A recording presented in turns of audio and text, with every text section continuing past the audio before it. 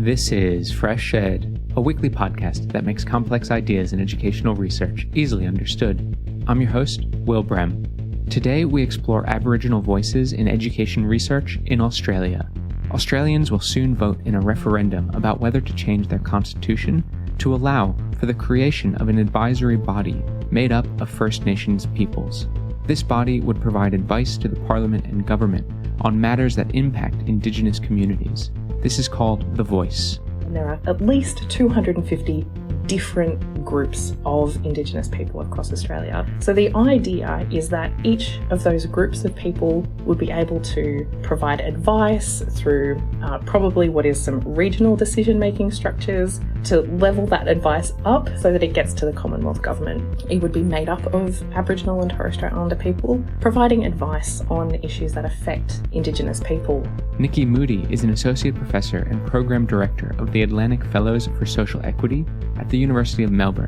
Together with Kevin Lowe, Roselyn Dixon, and Karen Trimmer, she has recently co-edited the volume Assessing the Evidence in Indigenous Education Research, Implications for Policy and Practice. Nikki Moodie, welcome to FreshEd. Hi Will, it's so lovely to be here. I'm joining you from the lands of the Wurundjeri Woiwurrung people in a place most people know as Melbourne, but in the Wurundjeri Woiwurrung language we call it Naarm, and it is so lovely to be here with you today.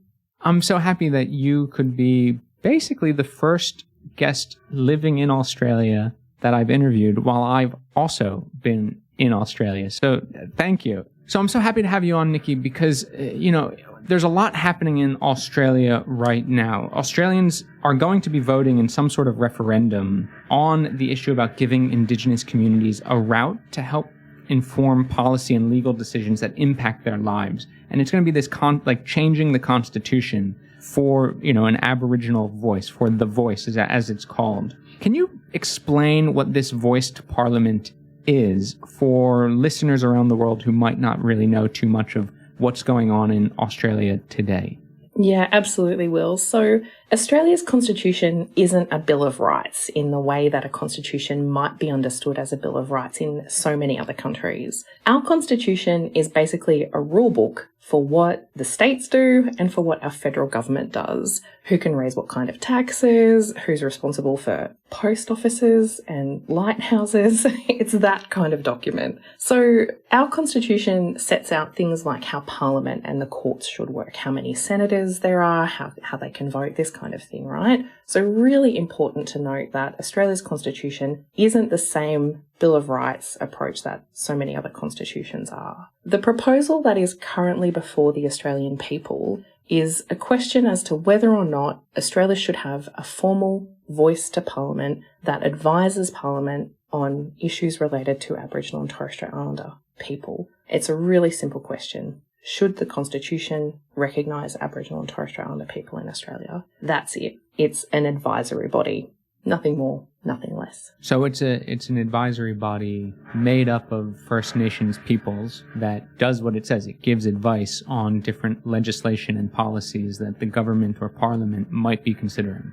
That's exactly right. So in Australia, there are around 250, maybe a few more, different languages, different Indigenous languages in Australia. And you might use language like First Nations or tribal or native in other countries where your listeners are. But in Australia, we tend to use a combination of Aboriginal and Torres Strait Islander or First Nations people. And there are at least 250 different groups of Indigenous people across Australia. So the idea is that each of those groups of people would be able to provide advice through probably what is some regional decision-making structures to level that advice up so that it gets to the Commonwealth Government. It would be made up of Aboriginal and Torres Strait Islander people, providing advice on issues that affect Indigenous people. And there are so many of these advisory processes that already exist in government, right? So there are human rights committees constituted in Parliament. There are so many statutory and legislative bodies that provide advice on different kinds of things, right? Everything from pharmaceuticals to farming. This kind of process of obtaining advice isn't unusual for any government to do. What makes this one different is that they can't get rid of it. And that's really the question that so many Indigenous rights issues hang on in Australia. And so this is why it is a constitutional referendum. How sort of common is a referendum on the Constitution in Australia? Well, it's actually heaps more common than what you might think. Since Federation in 1901, so when all our states got together and agreed to have one federal body, there's been 44 different referendums, but only 8 of them have ever passed. Most of the time, when the government is seeking permission from the Australian people to change the Constitution, Australian people say, no, thank you very much. We're going to keep things the way that they are.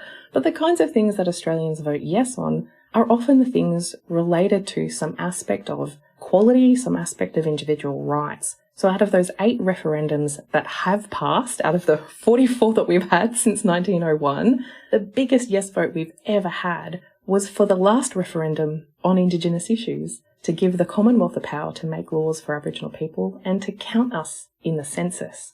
And so that was the last referendum that passed with any really significant majority. And so we're really hoping to see the same thing again in October. So it's quite interesting that it's a yes or no vote. That's what is going to be asked to the Australians across the country. Where is the current polling? Like, how does it look for the different camps, the yes camp and the no camp? Oh, well, this is really tricky, right? So about a year ago, yes polling was probably sitting at about 65%, and now yes polling is probably at about 45%. It's a really interesting political context at the moment. We've seen the influx of a lot of conservative money, a lot of conservative politics, and messaging from the US far right to influence the decisions. So much disinformation and misinformation on social media, in our major news outlets, about what the voice is and how it will work and what it will do, and the ideas that it's privileging some people over others. It's really tricky. We can see why the polling has really taken a tumble over the past few months.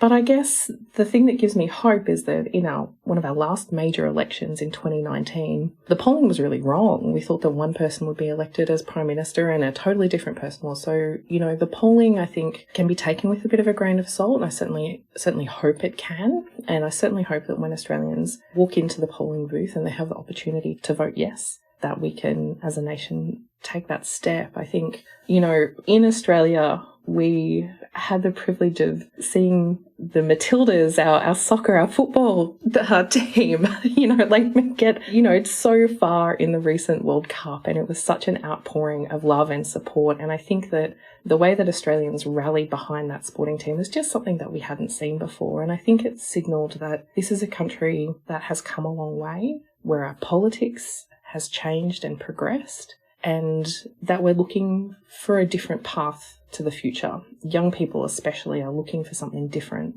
than what they've seen in the past. One of the reasons why the voice would be so important is because it lets us put that advice on the record. Advice can be ignored, right? Like, a government doesn't have to take it on board, doesn't have to do anything with it, but it can't be ignored. And I think that's the greatest possibility that we're facing as a nation at the moment. And I think the Matildas showed us this recently, right? That a country is changing, Australia is changing in many ways for the better. And if you want better advice on how to respond to climate change, if you want better advice on how to respond to the fires and floods that we're seeing with increasing ferocity in Australia, about how to make everyone feel welcome, about how to make sure everyone has a sense of purpose and responsibility and hope for the future, how to manage crop productivity or, any of these kinds of things, you're going to want to hear what Indigenous people have to say on those things, right? So it's my hope that we're seeing a groundswell of support of people that really want to see something different in the future. And hopefully that's what we can do when the referendum date rolls around.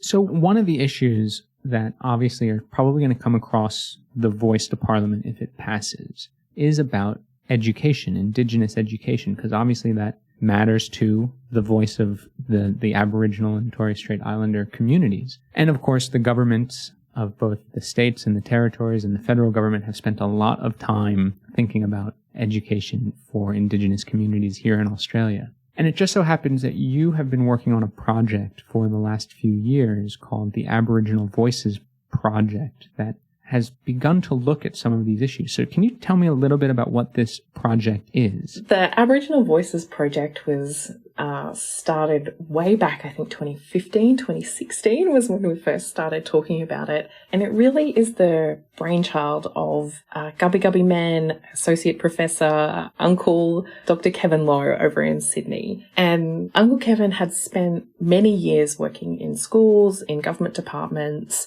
on the issue of Indigenous education. And he wanted to focus on building a body of work, an influential body of work that was based on getting the best quality evidence that we can into the hands of people who are making decisions about Indigenous education.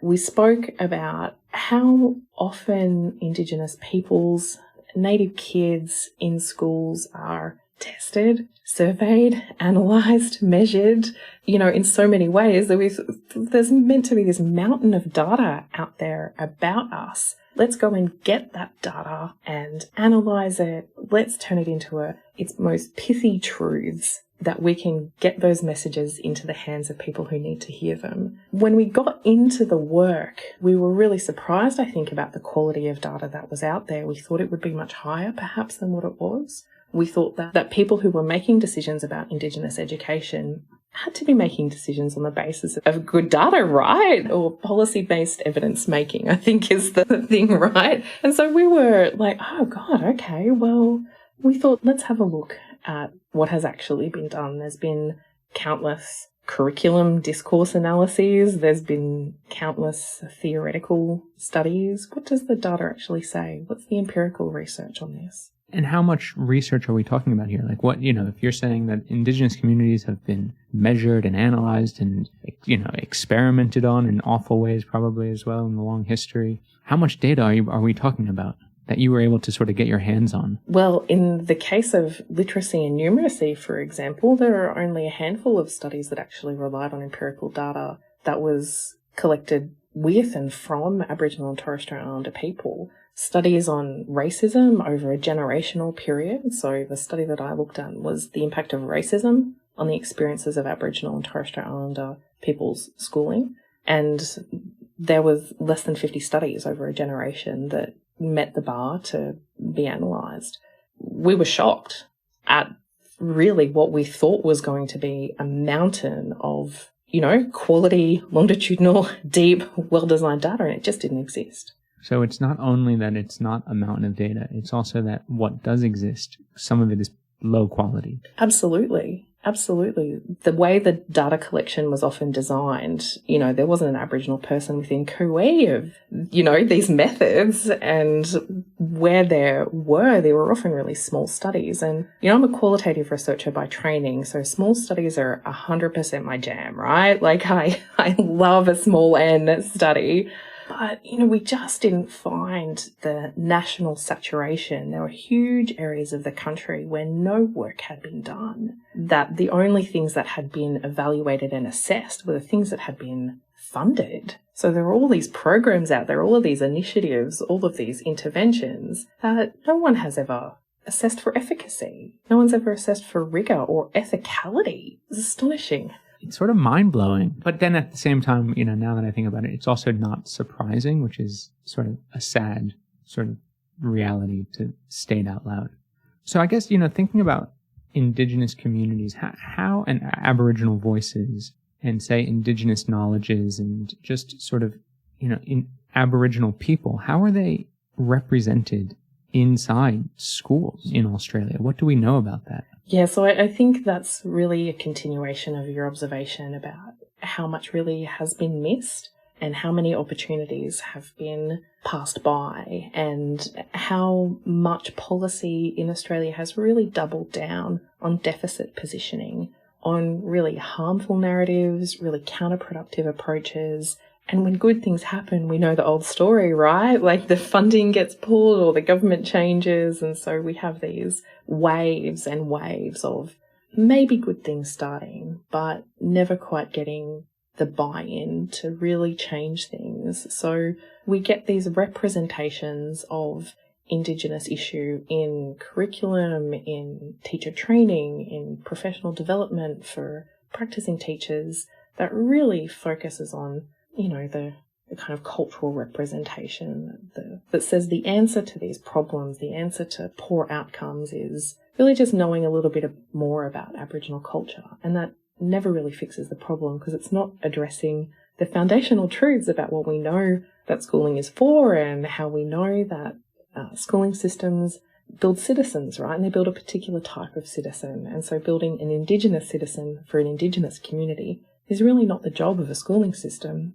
And it does everything that it can do to actually get in the way of that. And just even the way, like, what we think not like appropriate and proper knowledge is not necessarily the same as what might be thought of as knowledge within different Indigenous communities. Right. And the kinds of things that we can take for granted about Indigenous or Native education in so many other contexts actually doesn't even exist in Australia. There are maybe a handful of Indigenous schools here. There are no Native colleges, so tribal colleges that exist in the US and in Canada. We don't really have any of those, certainly not at a tertiary education level. So even the ability for Indigenous people ourselves to be able to design and implement the kinds of institutions that we know that our communities need, even that's not available to us. It's like schooling continues to be very much part of the colonial project. I mean, in this respect, right, where they have very particular ideas of what the state should look like, very particular ideas of what proper knowledge should look like.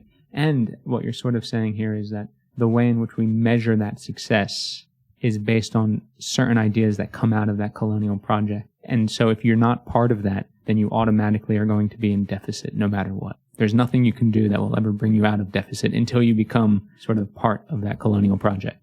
Right, until you've assimilated entirely and, the native has been eradicated from the man, as it were. And I think we see that time and time again with colonial institutions. But schools are only just one aspect of the settler colonial project, right? But the objective is the same regardless of the context we look at. And Australia is certainly no different from that. So what would be sort of, if we think about what the value of education is and what we expect the outcome of education to be, how might we understand some of the differences between, say, that colonial project of what schools might think is the proper educational outcome and what potentially some different Indigenous communities might think about what education is actually for and what an outcome might even look like? I'm so glad you asked me this question because I do go on about that a bit in the book. I think it's pretty clear, that we're all pretty much across the idea that school is a training ground for the workplace, right? And that we want to support young people to participate fully in society, but the way a society is rendered is pretty much as an economy. And that, it's our job as educators to enable young people to meet their fullest potential within that society. I think we can kind of pretend maybe that it's something else if you want to, but really we kind of know, right? We know that schools are just a sorting machine to channel kids into professions according to postcodes, right? Like that's really what it does. And so that's a particular version of success. We might tinker around the edges with it, but that's kind of it. An Indigenous idea about success, I think, is fundamentally more inclusive. If we begin from the idea that Indigenous success is specific to the language group or to the tribe or to the community, you can take me for an example. So my mother's family is Gomeroi. So for people who are in other parts of the world, if you think of a map of Australia and you've got the little island of Tasmania all the way down the bottom, and you've got the big pointy bit up at the top at Cape York, if you go about halfway in between those and then go west for 6 hours, you get to the beginning of the edge of my mother's country. And that's where Gomeroi people are from. Beautiful country, forests, river plains, big tall gums. It's gorgeous. So if I'm thinking about myself as a Gomeroi person, and I think about what does it mean to have a successful Gomeroi life? What are the specificities of my identity, of my culture, of my language? How do other Gomeroi people imagine Gomeroi success? It's probably going to be in relation to those things about connection to people, community, language, well-being. And we know that where we have cultural continuity, where young people are able to really strongly connect with who they are, not just as a kind of a generically Indigenous being, but as a specific then we get to start talking about that the Gomeroi-ness, the specificities of Gomeroi success are probably going to be different to Wiradjuri or Waka Waka or Navajo or Cherokee ideas of success, right? That each tribal peoples, each Indigenous community has their own language, identity, thriving, well-being. And it's really hard to kind of get across the idea that in an Indigenous worldview, no one is surplus, no one is not needed. Everyone has a role and everyone has a responsibility to their families, to communities, to the land, to their ancestors, and to future generations. And so that idea of success is immediately more inclusive, is immediately more purposeful, is really different to understanding the type of citizenship that you're trying to inculcate, not just young people actually, but in everyone, than just, we want to make sure you get a job and keep a job and are a productive member of society. So I'm a new staff member here at the University of Canberra, so I have to take all this training, and one of the trainings that I have to take, or that I've recently taken, was run by a man that's part of the Ngunnawal country, which is where the University of Canberra is located. And he was talking about, how the specificities of the Ngunnawal and how there's actually, different tribes and different families and lineages, and, they have to come together and there's a lot of dialogue. It's just amazing to start recognizing not only that history and that, the country on which I live, but he also was talking about how the way in which the Ngunnawal and other Indigenous communities, he was saying, think about their location on the map, let's say, is not through the idea of borders, which is quite common in sort of, let's say, just in my mind. I think of borders and passports and things like that. He was talking about it in terms of boundaries and how boundaries can move and be flexible. And he showed us this map of Australia with all of the different communities and the different boundaries that exist. And when you look at that map, it is so much more rich and diverse, and it's quite amazing when I was sitting there thinking about it and trying to recognize that it's very, very hard to then say what is an Australian citizen when you sort of recognize all of these diverse communities that are there. That is one of the best observations, I think, because often people think about, there are Aboriginal people in Australia, and that map that you kind of brought to mind there, each one of those communities is not kind of related to each other. They're not like dialect groups. Those communities are as different to each other as French is to German, it's to Spanish, right? Like there's a hyper complexity here.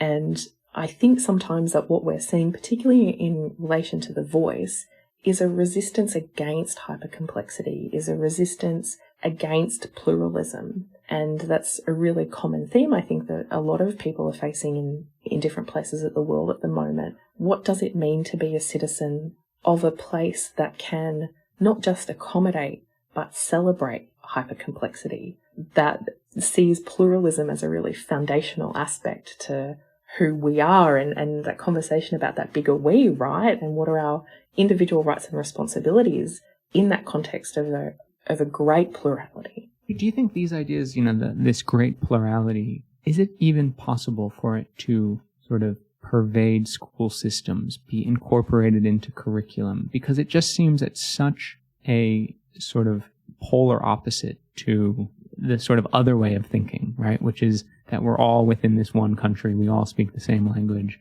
For me, it's like, how do you hold these two vastly different ways of thinking and being and understanding the world together simultaneously? Right? Like, what happens to the great project of nationalism once you start kind of like, what's a school to do? Indeed. I don't know. Well, I reckon in a lot of ways the young people are ahead of us, right? Like, I think that the people who we're seeing growing up now have a better handle on how to imagine themselves as a citizen in multiplex ways, right? Like, can a school do it? Yeah, I don't know, but I feel kind of getting pretty good at teaching kids about metacognition and, in a whole, we're helping them learn how to learn in so many different ways. Maybe it's just that we need some new ideas. Yeah. And it's also good to sort of recognize that school doesn't have a monopoly on learning and education.